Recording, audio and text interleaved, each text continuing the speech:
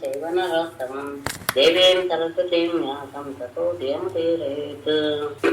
ಪರಿಣಾಂಶ ಮುಂದುವರಿಸ್ತಾ ಅದರಲ್ಲಿ ಬರುವಂತಹ ದುಷ್ಯಂತನ ಮತ್ತು ದುಷ್ಯಂತನ ಮಗನಾದ ಭರತನ ಕಥೆಯನ್ನು ನಾನು ತಿಳ್ಕೊಂಡೆ. ಆ ಪುರುವಿನ ವಂಶದವನೇ ಇವರು ಯಾರು ಪಾಂಡವರು. ಈ ಭರತನಿಂದಲೇ ಅವನಿಗೆ ಭರತವಂಶ ಅಂತ ಹೆಸರು ಬಂದಿರೋದು ದುಷ್ಯಂತನ ಮಗನಾದ ಭರತನಿಂದ. ಅದಕ್ಕೇನೆ ಇದರಲ್ಲೆಲ್ಲ ಸಂಬೋಧನದಲ್ಲೆಲ್ಲ ಭಾರತ ಅಂತ ಸಂಬೋಧನ ಬರೋದು ಎಲ್ಲವೂ ಸಹ ಈ ಭರತ ವಂಶದವನು ಎನ್ನುವಂತಹ ಅಭಿಪ್ರಾಯದಿಂದ. ಅದರಲ್ಲಿ ಮಕ್ಕಳು ಕುರು, ಜನ್ಮೇಜಯ, ಅವನಿಗೆ ಪ್ರಚಿನ್ವಾನು, ಪ್ರವೀರ, ನಮಸ್ಯು, ಚಾರುಪದ, ಸುದ್ಯು, ಶಿಶುಗೋವಾಚ ವಿತತಸ್ಯ ಸುತೋ ಮನ್ಯುಃ ಬೃಹತ್ ಕ್ಷತ್ರೋ ಜಯಸ್ಪತಃ ಮಹಾವೀರ್ಯೋ ನರೋ ಗರ್ಗಃ ಸಂಕೃತಿಸ್ತು ನರಾತ್ಮಜಃ.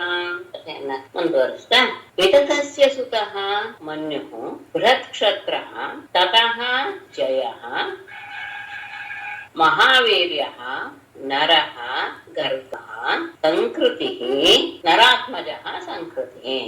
ವಿತತಸ್ಯ ವಿತತನ ಅಥವಾ ಭರದ್ವಾಜನ ಮಗ ಮನ್ಯು, ಅವನ ಮಗ ಬೃಹತ್ ಕ್ಷತ್ರ, ತತಃ ಜಯ ಅವನ ಮಗ ಜಯ, ಜಯನ ಮಗ ಜಯನಿಗೆ ನಮ್ಮ 4 ಜನ 5 ಜನ ಯಾರಿಗೆ ಕ್ಷಮಿಸಿ ಮನ್ಯುವಿಗೇನೆ 5 ಜನ ಮಕ್ಕಳು. ಬೃಹತ್ ಕ್ಷತ್ರ ಜಯ ಹೀಗೆ ತಗೊಳ್ಬೇಕು. ವಿತತಸ್ಯ ಸುತಃ ಮನ್ಯು ತತಃ ಬೃಹತ್ ಕ್ಷತ್ರ ಜಯ ಮಹಾವೀರ್ಯ ನರಃ ಗರ್ಗ ನರಾತ್ಮಜಃ ಸಂಕೃತಿ.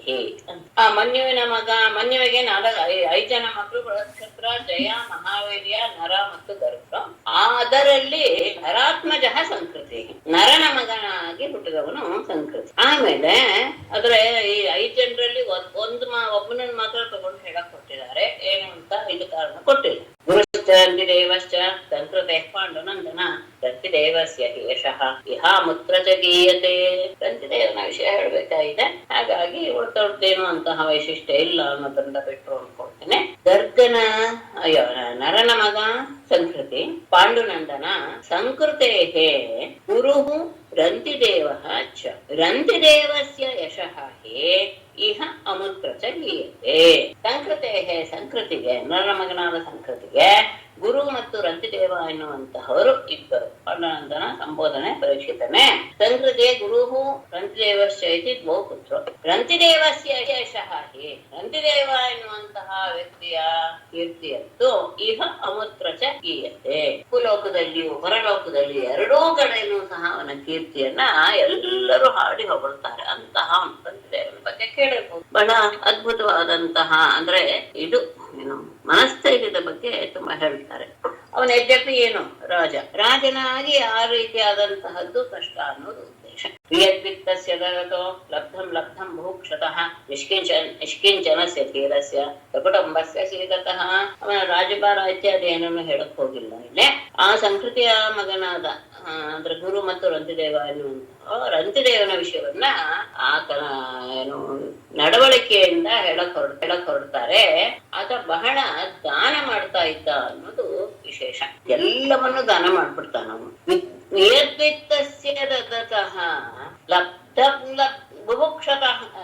ಲಬ್ಧಂ ಬಭುಕ್ಷತಃ ಧೀರಸ್ಯ ನಿಷ್ಕಿಂಚನಸ್ಯ ಸಕುಟುಂಬಸ್ಯ ಇದತಃ. ಮುಂದೆ ಹೇಳ್ತೇನೆ. ವ್ಯತಿಯುರಷ್ಟಾಚತ್ವಾರಿಂಶತ್ ಹಾನ್ಯಪಿಬದಃ ಕಿಲ ಋತಪಾಯಸ ಸಂಯಾಮಂ ತೋಯಂ ಪ್ರಾತರುಪಸ್ಥಿತಂ ಸೀದತಃ ಸಕುಟುಂಬಸ್ಯ ಅಥವಾ ಸಕುಟುಂಬಸ್ಯ ಸೀದತಃ 48 ಅಹಾನಿ ಅಪಿಬತಃ ಕಿಲ ವ್ಯತಿಯು ಪ್ರಾತಃ ಘೃತಪಾಯಸ ಸಂಯಾಮಂ ತೋಯಂ ಉಪಸ್ಥಿತಂ. ಇಲ್ಲಿ ವಿಯದ್ವಿತ್ತಸ್ಯ ಎನ್ನುವಂತಹ ಶಬ್ದವನ್ನು ಕೊಟ್ಟಿದ್ದಾರೆ. ವಿಯತ್ ಅಂದ್ರೆ ಆಕಾಶ ಅಂತ ಅರ್ಥ. ಆಕಾಶದಷ್ಟು ಇದ್ದಂತಹ ಅಂದ್ರೆ ಇದು ರಾಜನಾದ್ದರಿಂದ ಮನೆಯಲ್ಲೂ ನೋಡುವಾಗ ಇದಕ್ಕೇನು ಕೊರತೆ ಇರಲಿಲ್ಲ ಸಂಪತ್ತಿಗೆ. ಅಂತಹ ಅಷ್ಟು ದೊಡ್ಡದಾದಂತಹ ಸಂಪತ್ತು ಎನ್ನುವಂತಹ ಅರ್ಥ ಇಟ್ಕೊಳ್ಬೇಕು. ಅಂತಹ ಸಂಪತ್ತನ್ನು ಅವನು ದದತಃ ದಾನ ಮಾಡಿ ಅಂತ ಒಂದರ್ಥ. ಇಟ್ಕೊಳ್ಳೋಣ. ಇನ್ನೊಂದು ಅರ್ಥ ಹೇಳ್ತಾರೆ, ವಿಯದ್ ವ್ಯಕ್ತಸ್ಯ ಅನ್ನೋದಕ್ಕೆ ಗಯ ಅನ್ನೋ ಅರ್ಥವನ್ನು ಇಟ್ಕೊಂಡ್ರೆ ಎಲ್ಲಾ ಹಣವನ್ನು ಸಹ ಅವನು ದಾನ ಮಾಡಿನೇ ಕಳೆದುಕೊಂಡ ಬಿಟ್ಟ, ಎಲ್ಲವನ್ನು ದಾನ ಮಾಡಿಬಿಟ್ಟ. ಲಬ್ಧಂ ಲಬ್ಧಂ ಭಕ್ಷತಃ, ಆವತ್ತಾವತ್ಗೆ ಏನೇನ್ ಸಿಗುತ್ತೋ ಅದನ್ನ ಮಾತ್ರ ಅವನು ಹಸಿದ ಸಮಯದಲ್ಲಿ ಊಟ ಮಾಡ್ತಾ ಇದ್ದ.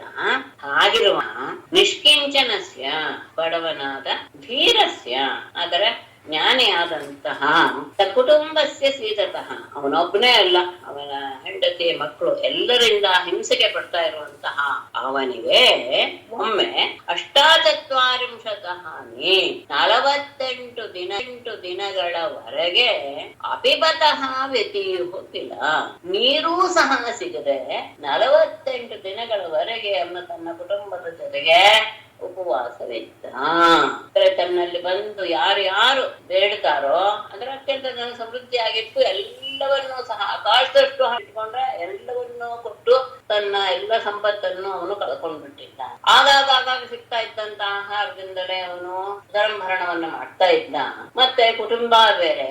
ಹೀಗೆ ಆದಾಗ ಎಲ್ಲವನ್ನೂ ಕಳೆದುಕೊಂಡಂತಹ ಅವನು ಒಮ್ಮೆ 48 ದಿನಗಳವರೆಗೆ ಅವರಿಗೆ ಏನೋ ಸಿಗಿರಲಿಲ್ಲ, ಕುಡಿಯಕ್ ನೀರೂ ಸಿಕ್ಕಿರ್ಲಿಲ್ಲ. ಅಂತಹ ಪರಿಸ್ಥಿತಿಯಲ್ಲಿದ್ದಾಗ ಒಮ್ಮೆ ಯಾವುದೋ ಒಂದು ಅದೃಷ್ಟದಿಂದ ಪ್ರಾತಃ ಒಂದು ದಿನ ಬೆಳಗ್ಗೆ ಘೃತ ಪಾಯಸ ಸಂಯಾಮಂ ತೋಯಂ ಉಪಸ್ಥಿತಂ. ಘೃತ ಅಂದ್ರೆ ತುಪ್ಪ, ಪಾಯಸ ಮತ್ತು ಸಂಯಾಮ ಅಂತಂದ್ರೆ ಒಂದು ವಿಶೇಷವಾದಂತಹ ಗೋಧೆಯಿಂದ ಮಾಡಿದಂತಹ ಒಂದು ತಿಂಡಿ. ಸಂಯಾಮ ಶಬ್ದಕ್ಕೆ ಕೆಲವರು ಅರ್ಥ ಬರೀತಾರೆ ಪೂರಿ ಅಂತ ನಾವೇನ್ ಹೇಳ್ತೀವೋ, ಅಂದ್ರೆ ತುಪ್ಪದಲ್ಲಿ ಬೇಯಿಸಿ ಮಾಡಿದಂತಹ ಪೂರಿ. ಅದು ವಿಶೇಷವಾಗಿ ಸಂಯಾಮ ಶಬ್ದಕ್ಕೆ ಇನ್ನೊಂದು ಅರ್ಥ ಹೇಳ್ತಾರೆ, ಘೃತ, ಕ್ಷೀರ, ಗುಡ ಅಂದ್ರೆ ಬೆಲ್ಲ, ಮತ್ತೆ ಇದು ಏನು ಗೋಧಿ ಚೂರ್ಣ ಅಂದ್ರೆ ರವೆ, ಇದಿಷ್ಟು ಸೇರಿ ಮಾಡಿದಂತಹ ಒಂದು ತಿಂಡಿ, ಅಂದ್ರೆ ಉತ್ತಮವಾದಂತಹ ಒಂದು ಆಹಾರ ಅಂತ ಇಟ್ಕೊಳ್ಳೋ. ಇಷ್ಟು ಅಷ್ಟೇ ಅಲ್ಲದೆ ತೋಯಂ, ನೀರು ಸಹ ಅವನಿಗೆ ಬೆಳಗ್ಗೆ ಒಂದು ದಿನ ಬೆಳಗ್ಗೆ 40 ಕಳೆದು ಹೋಗಿದೆ, 49ನೇ ದಿವಸ ಈ ರೀತಿಯಾದಂತಹ ಒಂದು ಆಹಾರ ಅವನಿಗೆ ಸಿಕ್ತು.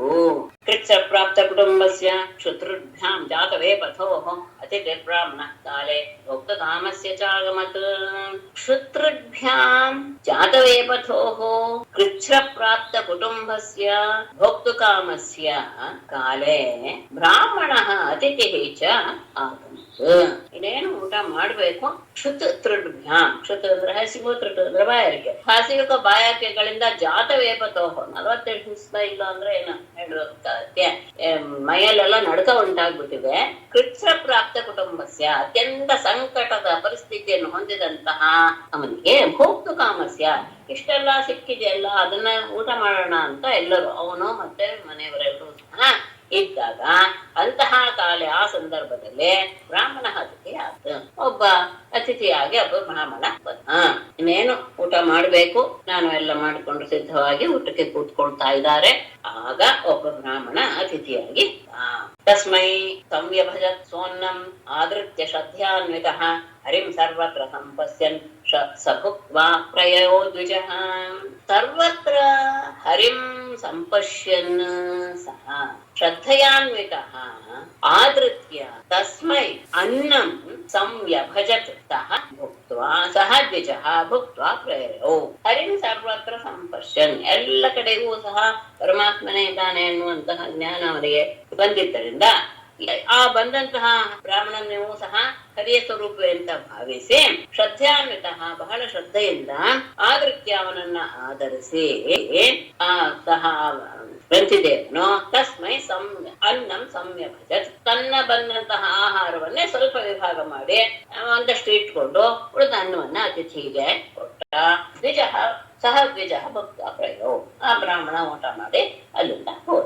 ಇನ್ನೇನು ಊಟ ಮಾಡ್ಬೇಕು ಅನ್ನೋಷ್ಟರಲ್ಲಿ ಒಬ್ಬ ಬ್ರಾಹ್ಮಣ ಅತಿಥಿ ಬಂದ. ಪ್ರತಿಯೊಬ್ಬರಲ್ಲಿಯೂ ಸಹ ಹರಿಯನ್ನೇ ನೋಡುವಂತಹ ಭಾವವಿರುವಂತಹ ಅಂತ್ಯದೇವ ಬಂದಂತಹ ಅತಿಥಿಯನ್ನ ಉತ್ತಮ ರೀತಿಯಲ್ಲಿ ಸತ್ಕರಿಸಿ ಆತನಿಗೆ ತಮ್ಮ ಆಹಾರದಲ್ಲಿಯ ಒಂದು ಭಾಗವನ್ನ ಭೋಜನ ರೂಪದಲ್ಲಿ ಕೊಟ್ಟ. ಊಟ ಮಾಡಿದಂತಹ ಬ್ರಾಹ್ಮಣ ಹೊರಟೋದ.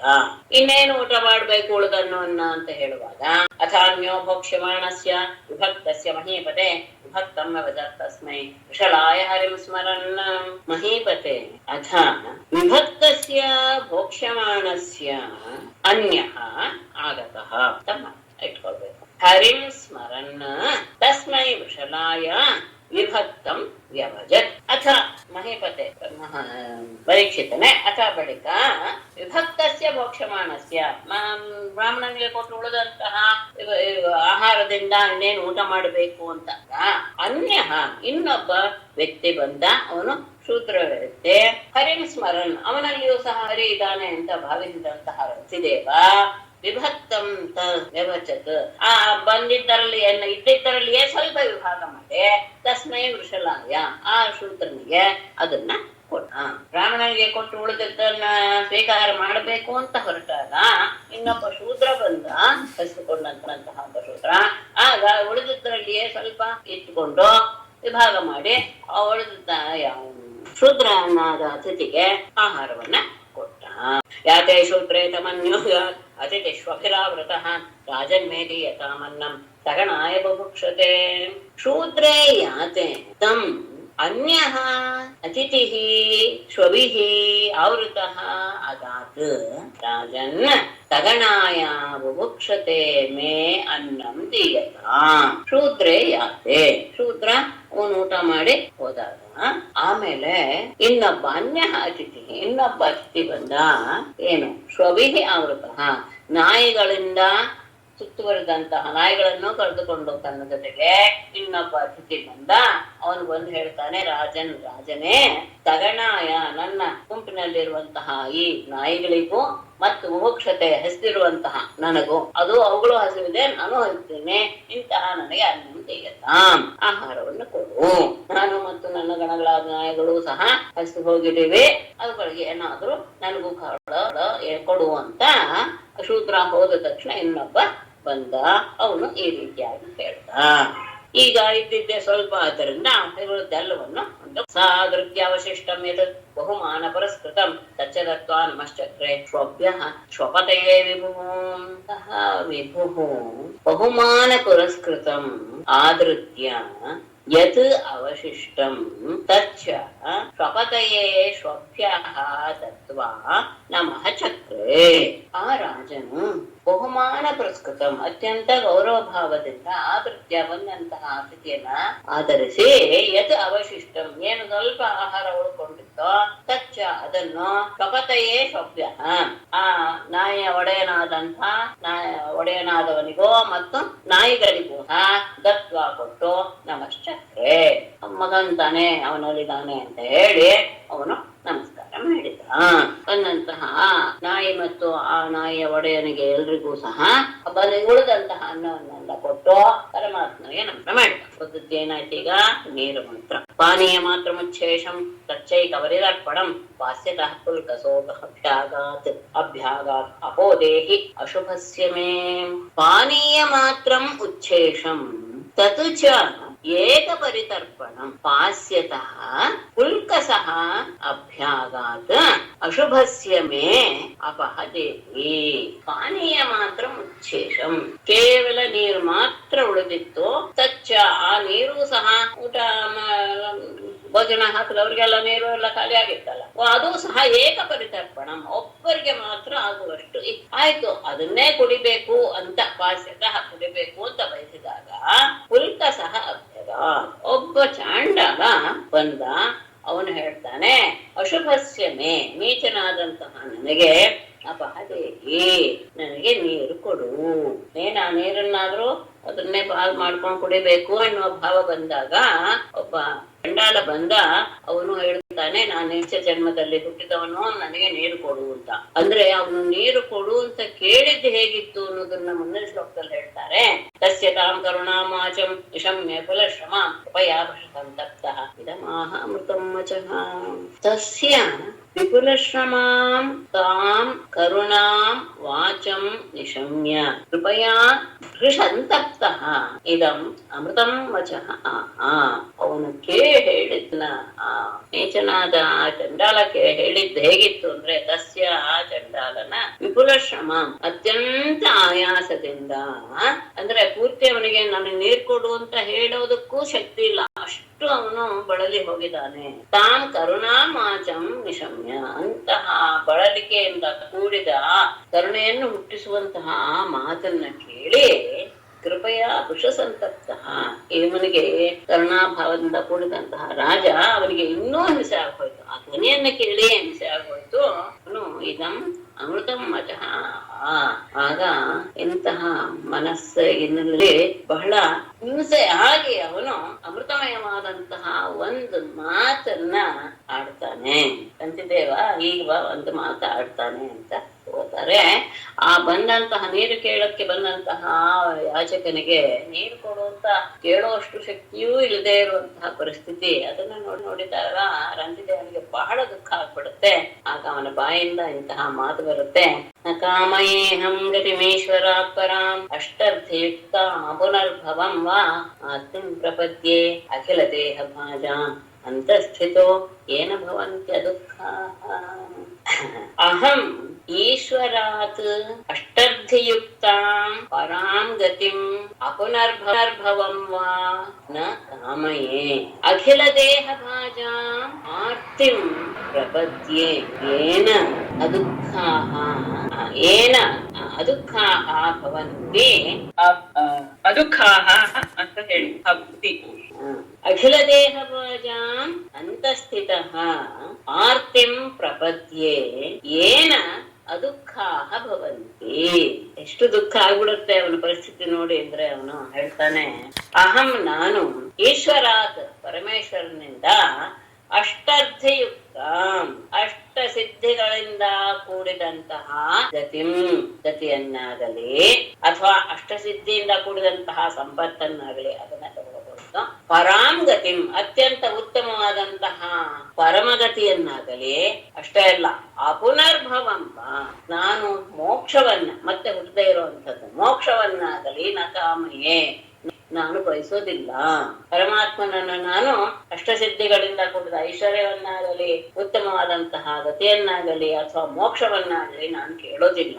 ಏನು ಕೇಳ್ತೇನೆ? ಅಖಿಲ ದೇಹ ಭಾಜಾಂ ಎಲ್ಲ ದೇಹಗಳಲ್ಲಿ ದೇಹವನ್ನು ಹೊತ್ತಿರುವಂತಹ ಜೀವಿಗಳಲ್ಲಿರುವಂತಹ ಆತಿಂ ಆ ದುಃಖವನ್ನ ಅಂತಸ್ಥಿತ ಅಂದ್ರೆ ಅದನ್ನ ಅನುಭವಿಸ್ತಾ ಇರುವಂತಹ ರೀತಿಯಲ್ಲಿ ನಾನೇ ಅವರಲ್ಲಿ ಪ್ರವೇಶ ಮಾಡಿ ನಾನು ಅದನ್ನ ಪ್ರಪದ್ಯೆ ಸ್ವೀಕರಿಸ್ತೇನೆ. ಆ ದುಃಖವನ್ನ ನಾನು ಹಾಗೆ ಸ್ವೀಕರಿಸೋದ್ರಿಂದ ಅದುಃಖ ಭವಂತಿ ಆ ಜೀವಿಗಳೆಲ್ಲರೂ ಸಹ ದುಃಖರಹಿತರಾಗ್ತಾರೆ.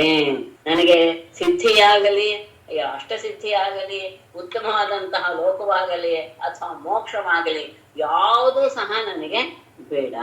ಏನ್ ಹಾಗಾದ್ರೆ ಬೇಕು ಅಂತ ಹೇಳಿದ್ರೆ, ನಾನು ಎಲ್ಲ ಜೀವಿಗಳ ಹೃದಯವನ್ನ ಪ್ರವೇಶಿಸಿ ಅವರ ಪೀಡೆಯನ್ನ ನಾನು ಸಹಿಸುವಂತಾಗಲಿ ನಾನು ತೆಗೆದುಕೊಳ್ಳುವಂತಾಗಲಿ.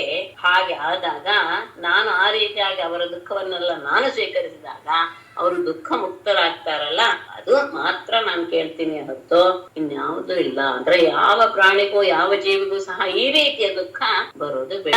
ಆ ದುಃಖ ಬರೋದಿದ್ರೆ ಅದನ್ನ ಬೇಕಾದ್ರೆ ನಾನು ಅದನ್ನ ತೆಗೆದುಕೊಂಡು ನಾನು ಅನುಭವಿಸ್ತೇನೆ ಅಂತ ಮಾತಾಡಿ, ಕ್ಷುತ್ರಶ್ರಮೋ ಗಾತ್ರ ಪರಿಶ್ರಮಶ್ಚ ದೈನ್ಯಂ ಕ್ಲಮ ಶೋಕ ವಿಷಾದ ಮೋಹಾಃ ಸರ್ವೇ ನಿವೃತ್ತಾಃ ಕೃಪಣಸ್ಯ ಜಂತೋಃ ಜಿಜೀವಿಷೋಃ ಜೀವಜಲಾರ್ಪಣಾತ್ ಮೇ ಜೀವಜಲಾರ್ಪಣಾತ್ ಜಿಜೀವಿಷೋಃ ಕೃಪಣಸ್ಯ ಜಂತೋಃ ಕ್ಷುತ್ರಶ್ರಮಃ ಗಾತ್ರ ಪರಿಶ್ರಮಃ ದೈನ್ಯಂ ಕ್ಲಮಃ ಶೋಕ ವಿಷಾದ ಮೋಹಾಃ ಸರ್ವೇ ನಿವೃತ್ತಾಃ. ಹೀಗೆ ಹೇಳಿ ಅವನಿಗೆ ನೀರು ಕೊಡ್ತಾನ. ಮೇ ಜೀವಜಲಾರ್ಪಣಾತ್ ನಾನು ಕೊಡುವ ಈ ಜೀವಕ್ಕೆ ನೀರನ್ನು ಕೊಡುವುದರಿಂದ ಜಿಜೀವಿಷೋಹೋ ಕೃಪಣಸ್ಯ ಜಂತೋಹೋ ಅಂದ್ರೆ ಆ ನೀರನ್ನಾದ್ರೂ ಕುಡಿದು ನಾನು ಬದುಕ್ತೀನಿ ಅಂತ ಬಯಸ್ತಾ ಇರುವಂತಹ ಈ ದೀನವಾದಂತಹ ಈ ಜೀವಿಗೆ ನಾನು ನೀರನ್ನು ಕೊಟ್ರೆ ಏನಾಗತ್ತೆ? ಕ್ಷುತೃಟ್ ಶ್ರಮ ಹಸಿವು ಬಾಯಾರಿಕೆ ಇದರಿಂದ ಆದಂತಹ ತೊಂದರೆ, ಗಾತ್ರ ಪರಿಶ್ರಮ ದೇಹಕ್ಕೆ ಆದಂತಹ ತೊಂದರೆ, ದೈನ್ಯ ಭಾವ, ಕ್ಲಮಃ ದೇಹಕ್ಕೆ ಆದಂತಹ ಆಯಾಸ, ಶೋಕ ವಿಷಾದ ಮೋಹ ಹಸಿವೆ ಆದ ತಕ್ಷಣ ಎಲ್ಲ ರೀತಿಯ ದೋಷಗಳು ಬಂದು ಸೇರ್ಕೊಂಡ್ಬಿಡುತ್ತೆ. ದುಃಖ ಹೀಗಾಗೋಯ್ತಲ್ಲ ಎನ್ನುವಂತಹ ವಿಷಾದ, ಮೋಹ ಅಂದ್ರೆ ನನ್ನ ಹೊಟ್ಟೆ ತುಂಬಬೇಕು, ಬಾಯರ್ಗೆ ಕಳೆದರೂ ಸಾಕು ಎನ್ನುವಂತಹ ಭಾವ, ಸರ್ವೇ ನಿವೃತ್ತ, ಎಲ್ಲ ಹೊರಟು ಹೋಗುತ್ತೆ. ನಾನು ಒಂದ್ ಸ್ವಲ್ಪ ಕೊಟ್ರೆ, ನೀರು ಕೊಟ್ರೆ ನಿಜವಾಗಿಯೂ ಆ ಜೀವಿಯಲ್ಲಿ ಈ ರೀತಿ ಎಲ್ಲ ಭಾವಗಳು ಹೊರಟು ಹೋಗುತ್ತೆ ಅಂತ ಆದರೆ ನಿಜವಾಗಿಯೂ ನಾನು ಇದನ್ನೇ ಬಯಸ್ತೇನೆ, ಇದರಿಂದ ನಾನು ನಿಜವಾಗಿಯೂ ಸುಖವನ್ನ ಹೊಂದುತ್ತೇನೆ. ಇತಿ ಪ್ರಭಾಷ್ಯ ಪಾನೀಯಂ ಮ್ರಿಯಮಾಣ ಪಿಪಾಸಯ ಪುಲ್ಕಸಾಯ ಅದದಾಧೀರಃ ನಿಸರ್ಗಕರುಣೋ ನೃಪಃ. ಇತಿ ಪ್ರಭಾಷ್ಯ ಧೀರಃ ನಿಸರ್ಗಕರುಣಃ ನೃಪಃ ಮ್ರಿಯಮಾಣಃ ಪಿಪಾಸಯ ಮ್ರಿಯಮಾಣಃ ಪುಷ್ಕಲಾಯ ಪುಲ್ಕಸಾಯ ಪಾನೀಯಂ ಅದದಾತ್. ಇತಿ ಪ್ರಭಾಷ್ಯ ಹೀಗೆ ಹೇಳ್ತಾ, ಧೀರಃ ಜ್ಞಾನಿಯಾದ, ನಿಸರ್ಗಕರುಣಃ ನೃಪಃ ಸ್ವಭಾವ ಸಹಜವಾದಂತಹ ಕರುಣೆಯನ್ನು ಹೊಂದಿರುವಂತಹ ರಾಜನಾದ ಅವನೇನು ಪಿಪಾಸಯ ಮ್ರಿಯಮಾಣ, ತಾನೇ ಬಾಯಾರಿಕೆಯಿಂದ ಸಾಯುವ ಸ್ಥಿತಿಗೆ ಬಂದಿದ್ದಾನೆ ಅಂತಹ ಅವನು ಪುಲ್ಕಸಾಯ ಪಾನೀಯಂ ಅದದಾತ್, ಆ ಚಂಡಾಲನಿಗೆ ಇದ್ದಂತಹ ನೀರನ್ನ ಅವನಿಗೆ ಕೊಟ್ಟುಬಿಟ್ಟು, ತಾನು ಆ ನೀರನ್ನು ಕುಡಿದ್ರೆ ಸ್ವಲ್ಪ ಬದುಕುವಂತಹ ಸಾಧ್ಯತೆ ಆದ್ರೂ ಇತ್ತು. ಈಗ ಅವನು ಸಹ ಬಾಯಾರಿಕೆಯಿಂದ ಸಾಯುವ ಪರಿಸ್ಥಿತಿಯನ್ನು ಹೊಂದಿದ್ದಾನೆ. ತಾನು ಅಷ್ಟೇ ಅಲ್ಲ, ತನ್ನ ಕುಟುಂಬದವರು. ಅಂತಹ ಸಂದರ್ಭದಲ್ಲಿಯೂ ಸಹ ನಾನು ಕೊಡುವಂತಹ ನೀರು ಆ ಬಂದಂತಹ ವ್ಯಕ್ತಿಯ ಜೀವವನ್ನು ಉಳಿಸುತ್ತೆ ಎನ್ನುವಂತಹ ಭಾವ ಬಂದ ತಕ್ಷಣ ಅವನಿಗೆ ಆ ಇದ್ದಂತಹ ನೀರನ್ನು ಆತನಿಗೆ ಕೊಟ್ಟು ಬಿಟ್ಟ. ರಂತಿದೇವನ ಬಗ್ಗೆ ಅದು ಅತ್ಯಂತ ಅದ್ಭುತವಾದಂತಹ ವಿಷಯ. ಹೀಗೆ ಇದ್ದ ಅನ್ನೋದು ಅದು ತುಂಬಾ ಬಹಳ ಸಾಧ್ಯವಾ ಅನ್ನುವಂತಹ ಪ್ರಶ್ನೆಯನ್ನ ಉಂಟು ಮಾಡುತ್ತೆ. ಈ ಭಾವದಲ್ಲಿಯೂ ಹೀಗೆ ಇರ್ತಾರಿಯೇ ಜನ ಇದ್ದರು ಅನ್ನೋದಕ್ಕೆ ರಂತಿದೇವನೇ ಉದಾಹರಣೆ. ಹೀಗೆ ಆದಾಗ ತಸ್ಯ ತ್ರಿಭುವನಾದೇಶಾಃ ಫಲದಾಹ ಫಲಮಿಚ್ಛತಾಂ ಆತ್ಮಾನಂ ದರ್ಶಯಾಚಕ್ರುಃ ಮಾಯಾ ವಿಷ್ಣು ವಿನಿರ್ಮಿತಾಃ.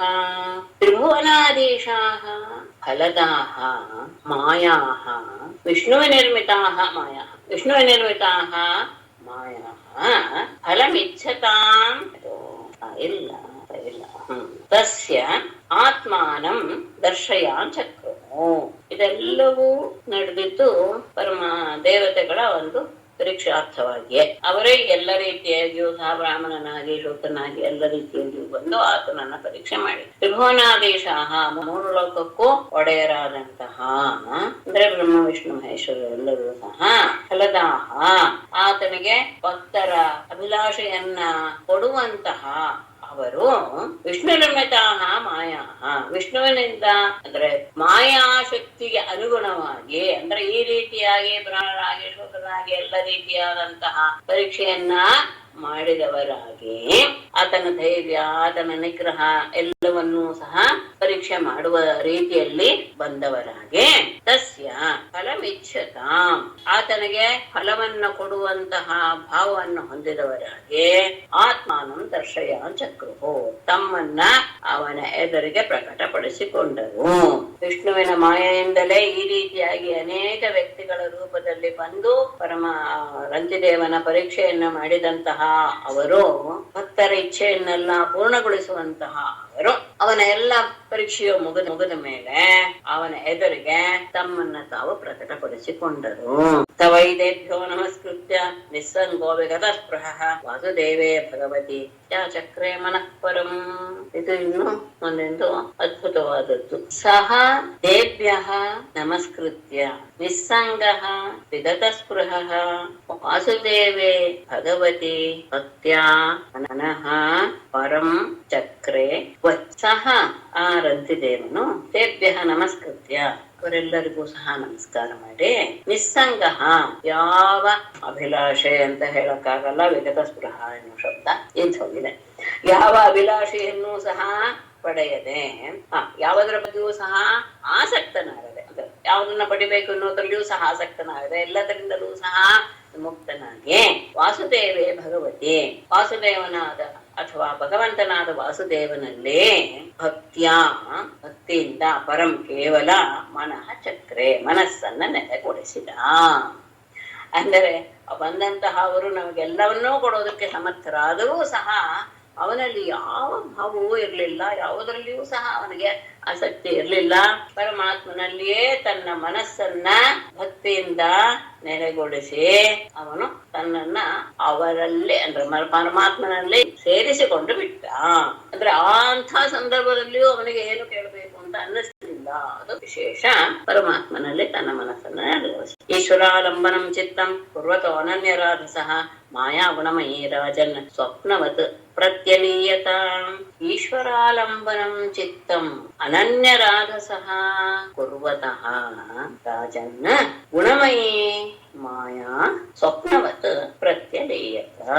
ಈಶ್ವರಾಲಂಬನಂ ಚಿತ್ತಂ ಪರಮಾತ್ಮನಲ್ಲಿಯೇ ನೆಲೆಗೊಂಡಂತಹ ಮನಸ್ಸನ್ನ ಅನನ್ಯರಾಧಸಃ ಬೇರೆ ಯಾವ ಇಚ್ಛೆಯನ್ನೂ ಪಡದೆ ಅಲ್ಲಿಯೇ ನೆಲೆಗೊಳಿಸಿದಂತಹ, ಅದರಲ್ಲಿಯೇ ನೆಲೆಗೊಳಿಸ್ತಾ ಇರುವಂತಹ ಕುರ್ವತಃ ಆ ವ್ಯಕ್ತಿಗೆ ರಾಜನ್ ಪರೀಕ್ಷಿತನೇ ಗುಣಮಯೀ ಮಾಯಾ ತ್ರಿಗುಣಮಯವಾದಂತಹ ಮಾಯೆಯು ಸ್ವಪ್ನವತ್ತು ಪ್ರತ್ಯಲೀಯತ. ಸ್ವಪ್ನದ ಹಾಗೆ, ಸ್ವಪ್ನದಿಂದ ಎದ್ದ ಮೇಲೆ ಜಾಗೃತ ಅವಸ್ಥೆಯಲ್ಲಿ ಹೇಗೆ ಸ್ವಪ್ನದ್ದು ಎಲ್ಲವೂ ಸಹ ಬಿಟ್ಟು ಹೋಗುತ್ತೋ ಮೊಹ, ಹಾಗೆ ಎಲ್ಲವೂ ಅವನಿಂದ ದೂರ ಹೋಗಿ ಬಿಡುತ್ತೋ. ಅಂದ್ರೆ ಗುಣಗಳು ತಮ್ಮ ಪ್ರಭಾವವನ್ನು ಅವನ ಮೇಲೆ ಬೀರೋದಕ್ಕೆ ಅವರು ಸಮರ್ಥವಾಗಲಿಲ್ಲ. ಅಂದ್ರೆ ಗುಣಗಳನ್ನೂ ಸಹ ಅವನು ದಾಟಿ ಬಿಟ್ಟ. ತ್ರಿಗುಣಾತ್ಮಕವಾದ ಮಾಯೆಯನ್ನು ಸಹ ಕನಸಿನ ಹಾಗೆ ಅಗೋಚರವಾದ ರೀತಿಯನ್ನ ಭಾವಿಸಿ ಅವನು ತನ್ನ ಮನಸ್ಸನ್ನ ವಾಸುದೇವನಲ್ಲಿ ನೆಲೆಗೊಳಿಸಿ ಕೊಟ್ಟು ಬಿಟ್ಟ. ತತ್ಪ್ರಸಂಗಾನುಭಾವೇನ ಗ್ರಂಥಿದೇವ ಅನುವರ್ತಿನಃ ಅಭವನ್ಯೋಗಿನಃ ಸರ್ವೇ ನಾರಾಯಣ ಪರಾಯಣಾಃ. ಗ್ರಂಥಿದೇವಾನುವರ್ತಿನಃ ತತ್ಪ್ರಸಂಗಾನುಭಾವೇನ ಸರ್ವೇ ಯೋಗಿನಃ ಅಭವನ್ನ ನಾರಾಯಣ ಪರಾಯಣಾಃ. ಗ್ರಂಥಿದೇವಾನುವರ್ತಿನಃ, ಗ್ರಂಥಿದೇವನಾನೇ ಆಗಿರುವ ಅವರ ಕುಟುಂಬದವರೆಲ್ಲರೂ ತತ್ಪ್ರಸಂಗಾನುಭಾವೇನ ಅವನ ಸಂಪರ್ಕದ ಪ್ರಭಾವದಿಂದ ಸರ್ವೇ ಯೋಗಿನಃ ಎಲ್ಲರೂ ಸಹ ಯೋಗಿಗಳೇ ಆಗಿಬಿಟ್ರು. ಎಲ್ಲರೂ ನಾರಾಯಣ ಪರಾಯಣ, ಎಲ್ಲರೂ ನಾರಾಯಣನಲ್ಲಿಯೇ ತಮ್ಮನ್ನ ನೆಲೆಗೊಳಿಸಿಕೊಂಡರು. ಗ್ರಂಥಿದೇವನ ನಾನು ಅನುಸರಿಸ್ತಾ ಇದ್ದಂತ ಎಲ್ಲರೂ ಸಹ ಅವನ ಸಹವಾಸದ ಕಾರಣದಿಂದಲೇ ಭಗವದ್ಭಕ್ತಿಯನ್ನ ಅವರು ಗಳಿಸಿಕೊಂಡ್ರು. ಮಹಾಯೋಗಿಗಳು ಅಂತಂದ್ರು ಪಡೆದ್ರು. ಅಷ್ಟೇ. ಇಲ್ಲಿಗೆ ಅಲ್ಲಿ ನರನ ವಿಷಯ ತಗೊಂಡು ಹೇಳಿ ಮಧ್ಯದಲ್ಲಿ ಗ್ರಂಥಿದೇವನ ಬಗ್ಗೆ ಹೇಳಿದ್ರು. ಗರ್ಗನ ಬಗ್ಗೆ ಹೇಳ್ತಾ ಇದ್ದಾರೆ. ಗರ್ಗಾತ್ ಸ್ನೇಹಿತೋ ಗಾರ್ಗ್ಯಃ ಕ್ಷತ್ರಾತ್ ಬ್ರಹ್ಮ ಯವರ್ತತ ದುರಿತಕ್ಷಯೋ ಮಹಾವೀರ್ಯಾತ್ ತಸ್ಯ ತ್ರಯ್ಯಾರುಣೆ ಕವಿಃ. ಗರ್ಗಾತ್ ಶಿನಿಃ ತತಃ ಗಾರ್ಗ್ಯಃ ಕ್ಷತ್ರಾತ್ ಬ್ರಹ್ಮ ಅವರ್ತತ ದುರಿತಕ್ಷಯಃ. ನರನ ವಂಶ ಆದ್ಮೇಲೆ ಗರ್ಗನ ವಂಶವನ್ನ ಹೇಳಕ್ಕೆ ಹೊರಟಿದ್ದಾರೆ. ಅದರಲ್ಲಿ ಗರ್ಗಾತ್ ಶಿನಿಹಿ, ಗರ್ಗನಿಂದ ಶಿನಿ ಎನ್ನುವಂತಹವನು ಹುಟ್ಟಿದ. ತತಃ ಗಾರ್ಗ್ಯ, ಶಿನಿಯಿಂದ ಗಾರ್ಗ್ಯ. ಗಾರ್ಗ್ಯ ಯದ್ಯಪಿ ಅದೇ ಕ್ಷತ್ರ ಹಿಂದೆ ತಗೊಂಡು ಹೋಗಿ ಕ್ಷತ್ರಿಯ ವಂಶದವನು. ಕ್ಷತ್ರಾತ್ ಬ್ರಹ್ಮ ಯವರ್ತತ, ಬ್ರಾಹ್ಮಣ ವಂಶ ಮುಂದೆ ಆಯ್ತು. ಯದ್ಯಪಿ ಅವನು ಮಹಾವೀರ್ಯಾತ್ ಕ್ಷತ್ರಾತ್ ಅಂತ ತಗೊಂಡ್ರೆ ತಸ್ಯ ತ್ರಯ್ಯಾರುಣಿ ಕವಿಃ ಪುಷ್ಕರಾರುಣಿಃ ಇತಿ. ಅತ್ರ ಯೇ ಬ್ರಾಹ್ಮಣ ಗತಿಂ ಗತಾಃ. ಲೋಕ ಇದು ಬೆಳೆಸ ಎಲ್ಲ ಆಗಿತ್ತಾ ಗೊತ್ತಾಗಿಲ್ಲ ನನ್ಗೆ. ಗರ್ಗಾತ್ ಶನಿಸ್ತತೋ ಗಾರ್ಗ್ಯಃ ಕ್ಷತ್ರಾತ್ ಬ್ರಹ್ಮ ಹ್ಯವರ್ತತ ದುರಿತಕ್ಷಯೋ ಮಹಾವೀರ್ಯಾತ್ ತಸ್ಯ ತ್ರಯ್ಯಾರುಣೆ ಕವಿಃ ಪುಷ್ಕರಾರುಣಿರಿತ್ಯತ್ರ ಯೇ ಬ್ರಾಹ್ಮಣ ಗತಿಂ ಗತಾಃ. ಬೃಹತ್ ಕ್ಷತ್ರಸ್ಯ ಪುತ್ರೋಭೂತ್ ಹಸ್ತಿ ಯದ್ ಹಸ್ತಿನಾಪುರಂ. ಗರ್ಗ್ಯಾತ್ ಶಿನಿಃ ತತ ಗಾರ್ಗ್ಯಃ ದುರಿತಕ್ಷಯಃ ಮಹಾವೀರ್ಯಾತ್ ಕ್ಷತ್ರಾತ್ ಬ್ರಹ್ಮ ಹ್ಯವರ್ತತ ತಸ್ಯ ತ್ರಯ್ಯಾರುಣಿಃ ಕವಿಃ ಪುಷ್ಕರಾರುಣಿಃ ಇತಿ. ಅತ್ರ ಯೇ ಬ್ರಾಹ್ಮಣ ಗತಿಂ ಗತಾಃ. ಬೃಹತ್ ಕ್ಷತ್ರಸ್ಯ ಪುತ್ರಃ ಹಸ್ತಿ ಅಭೂತ್ ಯತ್ ಹಸ್ತಿನಾಪುರಂ. ಗರ್ಗನ ಮಗನಾಗಿ ಶಿನಿ, ಶಿನಿಯ ಮಗನಾಗಿ ಗಾರ್ಗ್ಯ. ಗಾರ್ಗ್ಯ ಅನ್ನೋನು ದುರಿತಕ್ಷಯ ಅಂದ್ರೆ ಅವನು ಅತ್ಯಂತ ಪವಿತ್ರನಾದವನು. ಅಂತಹ ಮಹಾವೀರ್ಯಾದ ಕ್ಷತ್ರಾತ್ ಪರಾಕ್ರಮಶಾಲಿಯಾದಂತಹ ಆ ಕ್ಷತ್ರಿಯ ವಂಶದಿಂದ ಬ್ರಹ್ಮ ಹ್ಯವರ್ತತ ಬ್ರಾಹ್ಮಣ ವಂಶ ಮುಂದುವರಿತು. ತಸ್ಯ ಆ ಗಾರ್ಗ್ಯನಿಗೆ ತ್ರಯ್ಯಾರುಣಿಃ ಕವಿಃ ಪುಷ್ಕರಾರುಣಿಃ ಅಂತ 3 ಜನ ಮಕ್ಕಳಾದ್ರು. ಇತ್ರ ಏ ಬ್ರಾಹ್ಮಣ ಗತಿಂ ಗತಾಃ, ಯಾರು ಬ್ರಾಹ್ಮಣ ಭಾವವನ್ನ ಹೊಂದಿದರು. ಗರ್ಗನ ಮಗ ಶಿನಿ, ಶಿನಿಯ ಮಗ ಗಾರ್ಗ್ಯ. ಆ ಗಾರ್ಗ್ಯ ಯದ್ಯಪಿ ಕ್ಷತ್ರಿಯನಾದರೂ ಸಹ ಅವನ ಮಕ್ಕಳಾದಂತಹ 3 ಜನ ತ್ರಯ್ಯಾರುಣಿ, ಕವಿ ಮತ್ತು ಪುಷ್ಕರಾರುಣಿ ಅನ್ನೋರು ಬ್ರಾಹ್ಮಣರಾಗಿ ಮುಂದುವರಿದರು. ಆಮೇಲೆ ಬೃಹತ್ ಕ್ಷತ್ರ, ಮತ್ತೆ ಹಿಂದಕ್ಕೆ ಹೋಗ್ಬೇಕು ನೀವೀಗ. ಬೃಹತ್ ಕ್ಷತ್ರಸ್ಯ ಹಸ್ತಿ ಪುತ್ರ ಹಸ್ತಿಯ ಭೂತ್. ಬೃಹತ್ ಕ್ಷತ್ರನಿಗೆ ಅಂದ್ರೆ ಆ ಮನ್ಯಪುತ್ರನ ಮೊದಲನೇ ಮಗ ಬೃಹತ್ ಕ್ಷತ್ರ, ಕೊನೆಯಿಬ್ಬರು ಮಕ್ಕಳು ವಿಷಯ ತಗೊಂಡ್ರು. ಆಮೇಲೆ ಮನ್ಯಪುತ್ರನ ದೊಡ್ಡವನಾದಂತಹ ಬೃಹತ್ ಕ್ಷತ್ರನಿಗೆ ಹಸ್ತಿ ಎನ್ನುವಂತಹ ಮಗ ಹುಟ್ಟಿದ. ಯದ್ ಹಸ್ತಿನಾಪುರಂ, ಯಾವನಿಂದ ಹಸ್ತಿನಾಪುರ ಎನ್ನುವುದು ನಿರ್ಮಿತವಾಯಿತು. ಅವನು ಪಟ್ಟಣ ನಿರ್ಮಿಸಿದ್ರಿಂದಲೇ ಅದಕ್ಕೆ ಹಸ್ತಿನಾಪುರ ಅಂತ ಹೆಸರು ಬಂತು. ಆ ಹಸ್ತಿಗೆ ಮೇಡಮ್ ಹೇಗೆ ಅವನು ಕ್ಷತ್ರಿಯನಾದ್ರು ಮಕ್ಕಳು ಬ್ರಾಹ್ಮಣರಾದ್ರು? ಅದೇ ವಿಶೇಷ. ಆತ ಬದುಕಿದಾಗ್ಲೇ ತನ್ನ ಎಲ್ಲ ಇದನ್ನು ಕಳ್ಕೊಂಡ್ ಬಿಟ್ಟಿದ್ದ, ಅಂದ್ರೆ ದೋಷವನ್ನೆಲ್ಲ ಕಳೆದುಕೊಂಡು ಬಿಟ್ಟಿದ್ರಿಂದ ಆಮೇಲೆ ಹುಟ್ಟಿದಂತಹ ಆ ಮಕ್ಕಳು ಬ್ರಾಹ್ಮಣರಾಗಿ ಮುಂದುವರೆದ್ರು. ಅದೇನೆ ನಾನು ಗಮನಿಸಿ ಅಂತ ಹೇಳಿದ್ದು. ಯಾಕೆಂದ್ರೆ ಮಧ್ಯದಲ್ಲಿ ಭರದ್ವಾಜ ಬಂದಿದ್ದು ಬ್ರಾಹ್ಮಣ ವಂಶಕ್ಕೆ ಬಂದಿದ್ದು, ಅಲ್ಲಿಂದ ಅದು ಮುಂದುವರಿತು. ಆದ್ರೆ ಸ್ತ್ರೀ ಕ್ಷತ್ರಿಯಳೇ ಆಗಿದ್ಲು. ಹೀಗೆ ಬಂದಾಗ ಮಧ್ಯೆ ಏನಾಗತ್ತೆ ಅಂದ್ರೆ ಕೆಲವು ರಾಜರ ಒಂದು ಇದರಿಂದ ಏನು ಸಾಧನೆಯಿಂದ ಅಥವಾ ತಪಶಕ್ತಿಯಿಂದ ಹುಟ್ಟಿದ ಮಕ್ಕಳು ಬ್ರಾಹ್ಮಣತ್ವವನ್ನ ಹೊಂದುತ್ತಾರೆ. ಅವೆಲ್ಲ ಆಗಿನ ಅಷ್ಟೇ. ಹೇಳಿದ್ದು ಕ್ಷತ್ರಿಯರಿಗೂ ಬ್ರಾಹ್ಮಣರಿಗೂ ಅಷ್ಟು ವ್ಯತ್ಯಾಸ ಇರ್ಲಿಲ್ಲ. ಆಮೇಲೆ ಎಲ್ಲರಲ್ಲಿ ಇಬ್ಬರಲ್ಲೂ ಸಹ ಸಮಾಜ ಜ್ಞಾನ ಮತ್ತು ಇದು ಏನು ಪಾವಿತ್ರ್ಯತೆ ಎರಡೂ ಸಹ ಇತ್ತು ಅನ್ನೋದೇ ನಾನು ಗಮನಿಸ್ಕೊಂಡಂತಹ ವಿಷಯ. ಅಜಮೇಢೋ ದ್ವಿಮೇಢಶ್ಚ ಕುರುಮೇಢಶ್ಚ ಹಸ್ತಿನಃ ಅಜಮೇಢಸ್ಯ ವಂಶ್ಯಾಸ್ಯು ಪ್ರಿಯಮೇಧಾದಯೋ ದ್ವಿಜಾಃ. ಹಸ್ತಿನಃ ಅಜಮೇಢಃ ದ್ವಿಮೇಢಃ ಪುರುಮೇಢಃ ಚ ಅಜಮೇಢಸ್ಯ ವಂಶ್ಯಾಃ. ಮತ್ತೆ ನೋಡಿ ಗಮನಿಸಿ, ಪ್ರಿಯಮೇಧಾದಯಃ ದ್ವಿಜಾಃ ಸ್ಯುಃ. ಹಸ್ತಿ ಎನ್ನುವಂತವನಿಗೆ 3 ಜನ ಮಕ್ಕಳು, ಅಜಮೇಢ, ದ್ವಿಮೇಢ ಮತ್ತು ಪುರುಮೇಢ ಅಂತ. ಅದರಲ್ಲಿ ಜ್ಯೇಷ್ಠನಾದಂತಹ ಅಜಮೇಢಸ್ಯ ವಂಶಾಃ, ಅಜಮೇಢನ ವಂಶದಲ್ಲಿ ಹುಟ್ಟಿದವರೆಲ್ಲ ವಿಶೇಷವಾಗಿ ಪ್ರಿಯಮೇಧಾದಯೋ ದ್ವಿಜಾಃ. ಪ್ರಿಯಮೇಧ ಅಂತ ಮೊದಲಾದಂತಹ ಮಕ್ಕಳೆಲ್ಲರೂ ಸಹ ದ್ವಿಜಾಃ ಸ್ಯುಃ, ಬ್ರಾಹ್ಮಣರಾದರು. ವಿಶೇಷ ಅಂದ್ರೆ ಹಸ್ತಿಯ ಮಕ್ಕಳು 3 ಜನ, ಆಮೇಲೆ ಆ ಹಸ್ತಿಯ ಮಕ್ಕಳೆಲ್ಲರೂ ಸಹ ಕ್ಷತ್ರಿಯರೇ. ಆ ಹಸ್ತಿಯ ಮೊದಲನೇ ಮಗನಾದ ಅಜಮೇಢನಲ್ಲಿ ಹುಟ್ಟಿದವರೆಲ್ಲರೂ ಸಹ ಬ್ರಾಹ್ಮಣರಾದರು. ಅದರಲ್ಲಿ ಅಜಮೇಢಾತ್ ಬೃಹದಿಷು ತಸ್ಯ ಪುತ್ರೋ ಬೃಹದ್ಧನುಃ ಬೃಹತ್ಕಾಯಸ್ತತಸ್ತಸ್ಯ ಪುತ್ರ ಆಸೀತ್ ಜಯದ್ರಥಃ.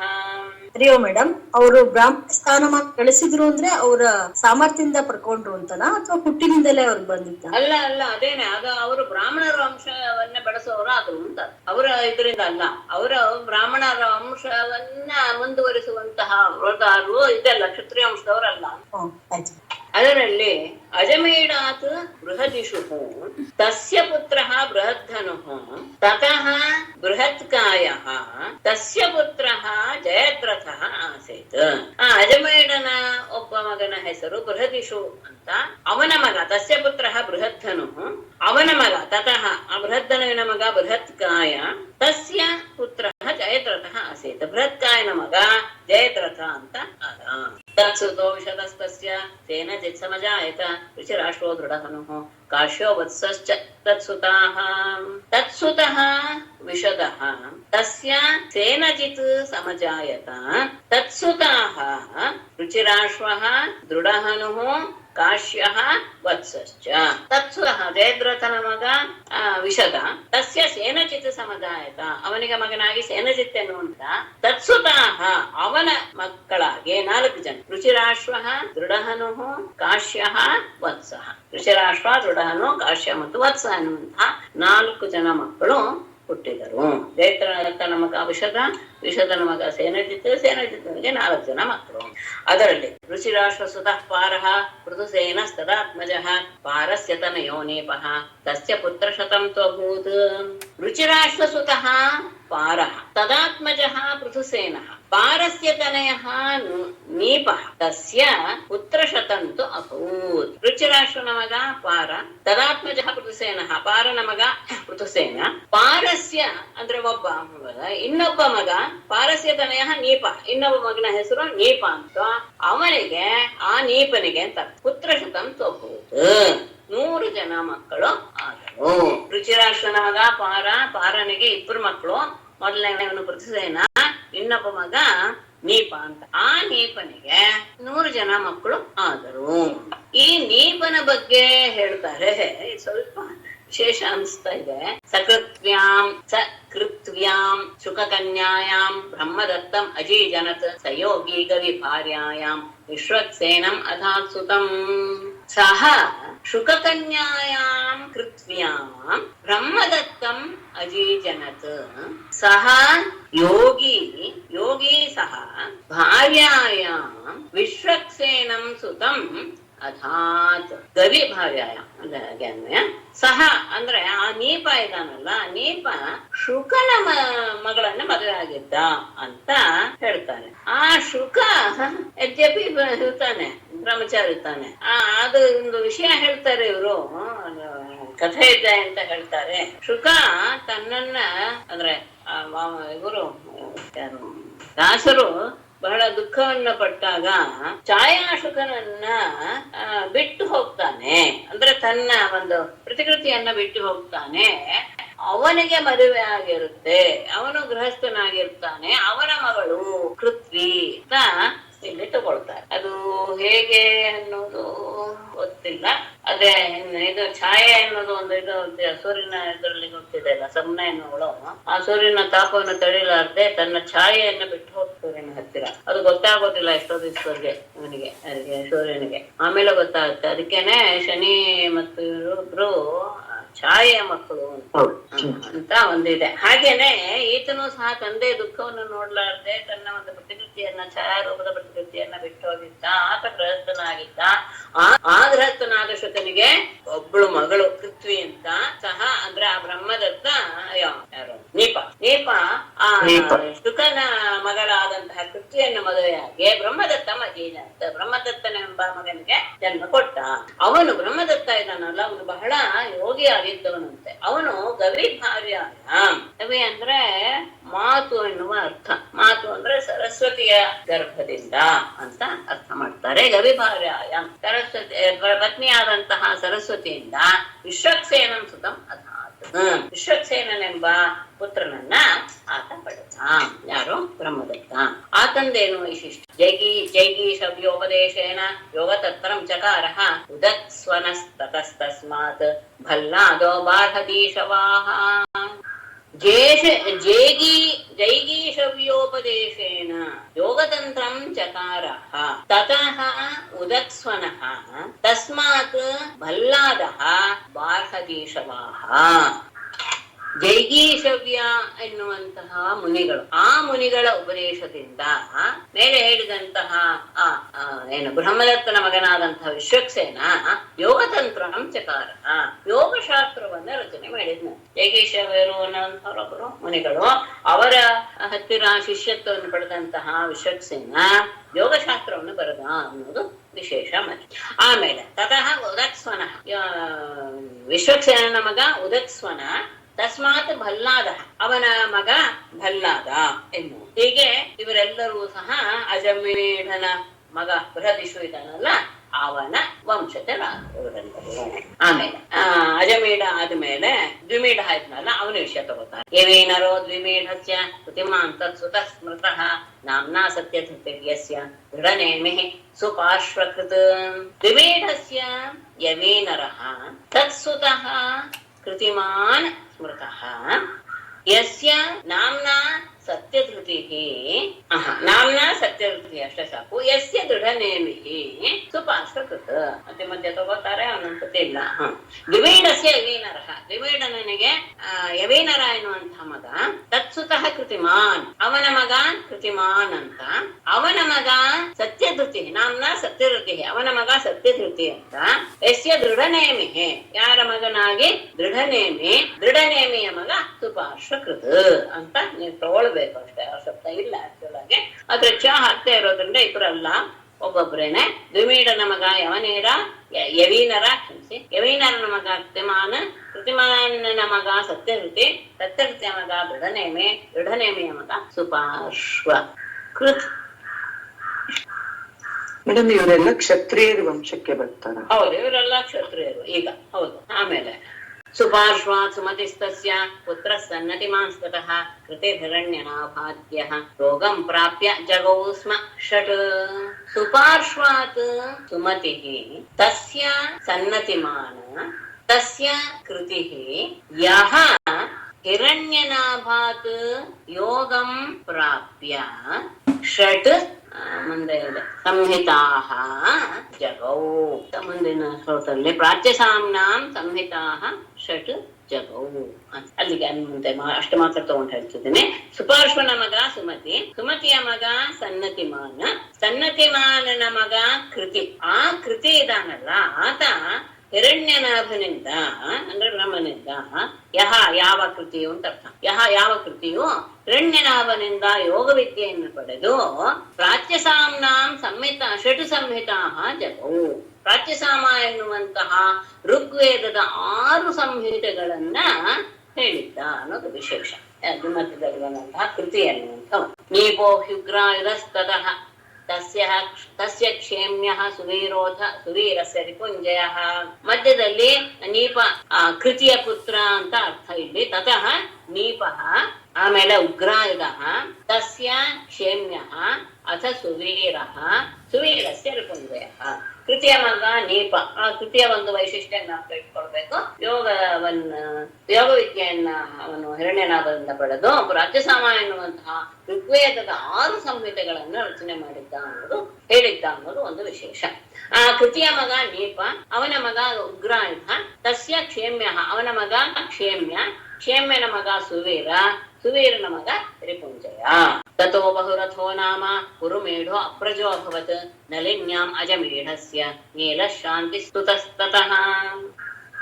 ಇಲ್ಲಿ ಹಿಂದೆ ನಾವು ಇದನ್ನ ತಗೊಂಡ್ವಿ, ನಪ್ಪ ಇದೆ ಅಂತ ಭಾವಿಸ್ತೇನೆ. ಅಜಮೇಢನ ಕೆಲವು ಮಕ್ಕಳು ಬ್ರಾಹ್ಮಣರಾದ್ರು. ನಪ್ಪ ಇದೆಯಾ? ಅಜಮೇಢಸ್ಯ ವಂಶಾಹ ಪ್ರಿಯಮೇಲಾದಯ ದ್ವಿಜಾಹ ಅಂತ ಒಂದ್ ಗುಂಪು ಹಾಗೆ ಹೋಯ್ತು. ಆಮೇಲೆ ನಾವು ತಗೊಂಡಿದ್ದೇನು ಬೃಹದಿಷು. ಆ ಬೃಹದಿಷುವಿನ ವಂಶದವರೆಲ್ಲರೂ ಸಹ ಕ್ಷತ್ರಿಯರಾದ್ರು. ಅವರಲ್ಲಿ ನಾವು 6 ಜನರನ್ನು ತಗೊಂಡ್ವಿ. ನಪ್ಪ ಇದೆ ಅಂತ ಭಾವಿಸ್ತೇನೆ. ಬೃಹದಿಷು, ಬೃಹದ್ದನು, ಬೃಹತ್ಕಾಯ ಇತ್ಯಾದಿ ಅವರೆಲ್ಲರೂ ಸಹ ಇವರಾದ್ರು, ಕ್ಷತ್ರಿಯ ವಂಶದವರಾದ್ರು ಅಂತ ಹೇಳಿ ಅವ್ರದ್ದು ಮುಂದೆ ಇದಾಗ್ತಾ ಇರೋದು. ಈಗ ನಾವು ಮಧ್ಯ ಯಾರೋ ಪ್ರಶ್ನೆ ಕೇಳ್ತಾರಲ್ಲ ಕ್ಷತ್ರಿಯರ ಅಂತ. ಹೌದು, ಇವರೆಲ್ಲ ಕ್ಷತ್ರಿಯರೇ. ಅವ್ರದ್ದು ಬೇರೆ ಗುಂಪು ಅದು ಇಲ್ಲ, ಅದು ಈಗ ಸಂಬಂಧ ಇಲ್ಲ. ಅವರು ಬ್ರಾಹ್ಮಣರ ವಂಶವನ್ನ ಬೆಳೆಸ್ಕೊಂಡು ಹೋದ್ರು. ತಥೋ ಬಹುರಥೋ ತತಃ. ಅಲ್ಲ ಮೇಡಮ್, ಇದು ಅಜಮೇಢನ ವಂಶದವರು ಬ್ರಾಹ್ಮಣರಾದರು. ಕೆಲವರು ಕ್ಷತ್ರಿಯರು. ಅದರಿಂದ ಬೃಹದೇಶುವಿನಿಂದ. ಅದಕ್ಕೆ ನಾವಿಲ್ಲಿ ಬೃಹದೇಶುವಿನ ವಂಶದ ಅಂತ ಇಲ್ಲಿಗೆ ಭಲ್ಲಾದನಿಗೆ ಹೇಳಿ ನಿಲ್ಲಿಸ್ತೀವಿ ತಾನೆ, ಭಾರತದೇಶವಾಹ ಅಂತ. ಅವರೆಲ್ಲ ಯಾರಿಗೆ ಸಂಬಂಧಪಟ್ಟವರು? ಅಜಮೇಢನ ಬೃಹದಿಶುವಿನ ಮಗ ಬೃಹತ್ವನು, ಬೃಹತ್ತನುವಿನ ಮಗ ಬೃಹತ್ಕಾಯ, ತಗೊಂಡು ಅಲ್ಲ ಅವರೆಲ್ಲರೂ ಸಹ. ಆಮೇಲೆ ಬಂದವರೆಲ್ಲರೂ ಸಹ ಬೃಹದೇಶುವಿನ ವಂಶದವರು. ಅವರು ಬ್ರಾಹ್ಮಣರಲ್ಲ, ಅವರು ಕ್ಷತ್ರಿಯರೇ.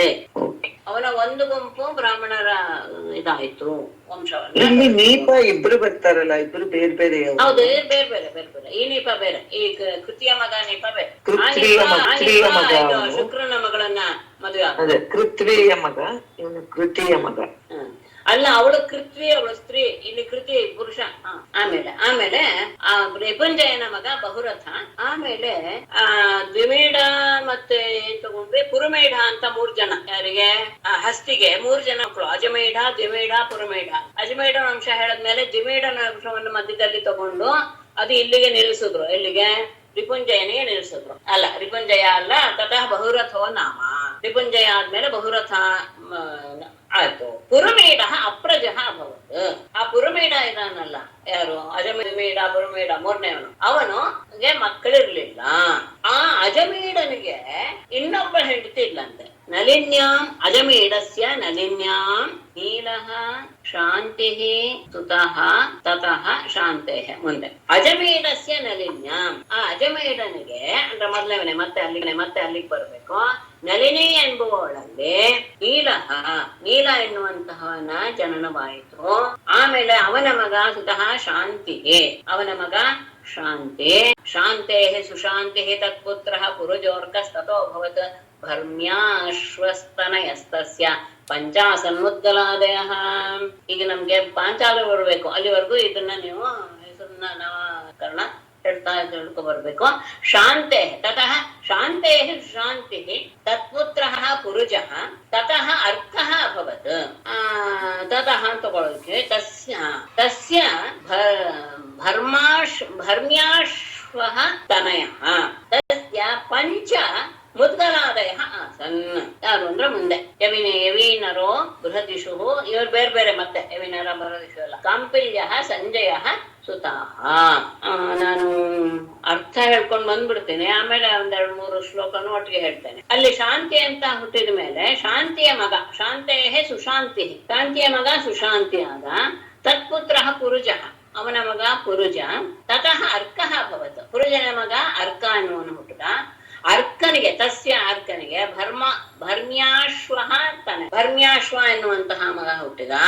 ಅವನಿಗೆ ಪಂಚ ಮುದ್ಗಲಾದಯ, ಪಂಚ ಆಸನ್ನ ಮುದ್ಗಲಾದಯ, 5 ಜನ ಇದ್ದರು. ಯಾರು? ಮುದ್ಗಲ ಮೊದಲಾದವರು. ಯಾರು ಮೊದಲಾದವರು ಅಂದ್ರೆ ಮುಂದಿನ ಶ್ಲೋಕದಲ್ಲಿದೆ. ಯವೀನರಃ ಅಂದ್ರೆ ಮುದ್ಗಲ ಒಬ್ಬ, ಯವೀನರಃ ಬೃಹದಿಷು ಕಾಂಪಿಲ್ಯ ಸಂಜಯ ಸುತಾಹ. ಭರ್ಮ್ಯಾಶ್ವನಗೆ 5 ಜನ ಮಕ್ಕಳು, ಮುದ್ಗಲ, ಯವೀನರ, ಬೃಹದಿಷು, ಕಾಂಪಿಲ್ಯ ಮತ್ತು ಸಂಜಯ. ತನಗೆ 5 ಜನ ಮಕ್ಕಳು ಇರೋದ್ರಿಂದ ಭರ್ಮ್ಯಾಶ್ವ ಹೇಳ್ತಾನಂತೆ, ಭರ್ಮ್ಯಾಶ್ವ ಪ್ರಹಪುತ್ರಾಮೇ ಪಂಚಾನಾಂ ರಕ್ಷಣಾಯ ಹೇ ವಿಷಯಾಣಾಂ ಅಲಂ ಇಮೆ ಇತಿ ಪಂಚಾಲ ಸಂಹಿತಾಃ. ಆಗ 5 ಜನ ಮಕ್ಕಳು ಹುಟ್ಟಿದ್ರಿಂದ ಅವನು ಹೇಳಿದಂತೆ, ಭರ್ಮ್ಯಾಶ್ವ ಪ್ರಾಹ, ಭರ್ಮ್ಯಾಶ್ವ ಹೇಳ್ದ, ಮೇ ಪುತ್ರಾಹ ಪಂಚಾನಾಂ ವಿಷಯಾಣಾಂ ರಕ್ಷಣಾಯ ಅಲಂ ಇಮೆ ಪಂಚಾಲ ಸಂಹಿತಾಃ ಇತಿ. ನನ್ನ ಮಕ್ಕಳು ಪಂಚಾನಾಂ ವಿಷಯಾಣಾಂ ರಕ್ಷಣಾಯ ಅಲಂ, 5 ವಿಷಯ ಅಂದ್ರೆ ದೇಶಗಳು, 5 ದೇಶಗಳನ್ನ ರಕ್ಷಣೆ ಮಾಡುವುದಕ್ಕೆ ಇವರು ಸಮರ್ಥರು. ಅಲಂ ಅಂದ್ರೆ ಸಾಮರ್ಥ್ಯ, ಸಮರ್ಥರು ಅಂತ. ಹಾಗಾಗಿ ಇತಿ ಪಂಚಾಲ ಸಂಹಿತಾಃ. ಆ 5 ಜನ ಮಕ್ಕಳೇ ಪಂಚ ಅಲಂ ಅಂತ ಅವನು ಹೇಳಿದ್ರೆ, ಪಾಂಚಾಲ ಎನ್ನುವ ದೇಶ ಮತ್ತು ಪಾಂಚಾಲ ಎನ್ನುವಂತಹ ಹೆಸರು ಬಂತು. ದೇಶ ಬಂದಿದ್ದು 5ಕ್ಕೆ. ಯಾವ್ದಕ್ಕೆ? ಭರ್ಮ್ಯಾಶ್ವನ 5 ಮಕ್ಕಳು ಯಾವ 5 ದೇಶಗಳನ್ನ ಆಡ್ತಾ ಇದ್ರು ಅದೆಲ್ಲವೂ ಸಹ ಪಾಂಚಾಲ ಅಂತ ಅನಿಸ್ಕೊಂತು. ಅವರು ಸಹ ಪಾಂಚಾಲ ರಾಜರು ಅಂತ ಅನಿಸ್ಕೊಂಡ್ರು. ಯಾಕೆ ಆ ಹೆಸರು ಬಂತು ಹೇಳಿದ್ರೆ, ನನ್ನ 5 ಮಕ್ಕಳು ಇದನ್ನ ರಕ್ಷಣೆ ಮಾಡುವುದರಲ್ಲಿ, ನೋಡಿಕೊಳ್ಳುವುದರಲ್ಲಿ ಸಮರ್ಥರು ಅಂತ ಅವನು ಹೇಳಿದ್ರಿಂದ, ಪಂಚ ಅಲಂ ಅಂತ ಹೇಳಿದ್ರಿಂದ ಪಾಂಚಾಲ ಎನ್ನುವ ಹೆಸರಿನಿಂದಲೇ ಅವರು ಪ್ರಸಿದ್ಧರಾದರು. ಅವರಲ್ಲಿ ಗಮನಿಸಿ, ಈ 5 ಜನರಲ್ಲಿಯೇ ಮುದ್ಗಲ ಬ್ರಹ್ಮ ನಿವೃತ್ತಂ ಗೋತ್ರ ಮೌದ್ಗಲ್ಯ ಸಂಹಿತಂ. ಮುದ್ಗಲಾತ್ ಮೊದಲನೇ ಮಗ ಮುದ್ಗಲ ಇದಾನಲ್ಲ ಭರ್ಮ್ಯಾಕ, ಅವನಿಂದ ಬ್ರಹ್ಮ ನಿವೃತ್ತಂ ಬ್ರಾಹ್ಮಣ ವಂಶ ಮುಂದುವರಿದಂತೆ, ಮೌದ್ಗಲ್ಯ ಸಂಹಿತಂ ಗೋತ್ರಂ ನಿರ್ತಂ. ಮೌದ್ಗಲ್ಯ ಎನ್ನುವಂತಹ ಒಂದು ಗೋತ್ರ ಪ್ರವರ್ತಕನೇ ಆಗಿಬಿಟ್ಟ. ಅದು ಒಂದು ವಿಷಯ. ಮುದ್ಗಲನಿಂದ ಬ್ರಾಹ್ಮಣ ವಂಶದ ಉತ್ಪತ್ತಿ ಶುರುವಾಯಿತು. ಮತ್ತೆ ಆ ವಂಶದವರು ಮೌದ್ಗಲ್ಯ ಎನ್ನುವಂತಹ ಬ್ರಾಹ್ಮಣ ಗೋತ್ರೋತ್ವಂಶದವರು ಆದರು. ಆಮೇಲೆ ಗೋತ್ರ ಈಗ್ಲೂ ಇದೆಯಾ ಮೇಡಮ್? ಗೋತ್ರ ಇದೆ, ಹೌದೌದು ಇದೆ. ಅಂದ್ರೆ ಕಡಿಮೆ ಸಂಖ್ಯೆ ಇರ್ಬೋದು. ಅದೇನಂದ್ರೆ ಆ ಪ್ರದೇಶದಲ್ಲಿ ಆ ಗೋತ್ರದವ್ರು ಹೆಚ್ಚಿಗೆ ಇರ್ತಾರೆ ಯಾವಾಗ ತಾನೆ. ಅಂದ್ರೆ ಅವ್ರು ಎಲ್ಲಿದ್ರು ಆ ಸುತ್ತಮುತ್ತಲಿನಲ್ಲಿ ಆ ಗೋತ್ರದವ್ರು ಇರ್ತಾರೆ. ಇಲ್ಲಿರೋರ್ಗೆ ಅದ್ರದ್ದು ಪರಿಚಯ ಇರಲ್ಲ. ಎಲ್ಲ ಒಬ್ರು ಇಬ್ರದನ್ನ ಯಾರೋ ನಮ್ಮ ಪರಿಚಯದಿಂದ ಕೇಳ್ಕೊಂಡಿರ್ತೀವಿ. ಹಾಗೆ ಹೇಳಕ್ ಆಗೋದಿಲ್ಲ. ಹೌದು, ತುಂಬಾ ದೊಡ್ಡದೇ ಅಲ್ಲ, ಅದು ನಿಜ. ವಿಶ್ವಾಮಿತ್ರ ಇದ್ದಾಗೆಲ್ಲ ಇರೋದಕ್ಕೆ ಸಾಧ್ಯ ಇಲ್ಲ. ಕಶ್ಯಪದ ಹೆಚ್ಚು, ಯಾಕೆಂದ್ರೆ ಕಶ್ಯಪದ ಏನು ಅಂತ ನಾವು ನೋಡಿದ್ವಿ. ಆಮೇಲೆ ಮುದ್ಗಲನಿಗೆ 2 ಮಕ್ಕಳು ಹುಟ್ಟಿದ್ರು. ಅಂದ್ರೆ ಮಿಥುನ ಮುದ್ಗಲಾಭ ಹಾರ್ಮ್ಯಾತ್ ದಿವೋದಾಸ ಪುಮಾನಭೂತ್ ಅಹಲ್ಯಾ ಕನ್ಯಕಾಯಸ್ಯಾಂ ಶತಾನಂದಸ್ತು ಗೌತಮಾತ್.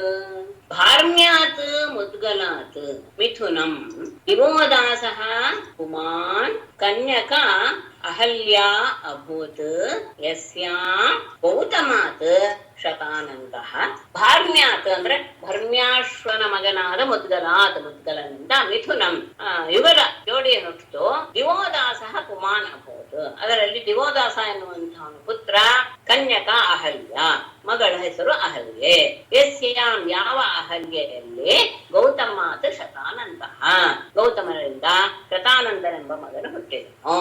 ಅಂದ್ರೆ ಆ ಮುದ್ಗಲನಿಗೆ 2 ಮಕ್ಕಳು, ದಿವೋದಾಸ ಮತ್ತು 2 ಅಂದ್ರೆ ಅವಳಿ ಮಕ್ಕಳು. ಅಂದ್ರೆ ಮಿಥುನ ಅಂದ್ರೆ ಅವಾಗ್ಲೂ 1 ಗಂಡು 1 ಹೆಣ್ಣು. ದಿವೋದಾಸ ಮತ್ತು ಅಹಲ್ಯೆ. ಆ ಅಹಲ್ಯೆ ಗೌತಮ ಋಷಿಯನ್ನ ಮದುವೆ ಆದಳು. ಅವಳಿಗೆ ಶತಾನಂದನೆಂಬ ಮಗ ಗೌತಮ.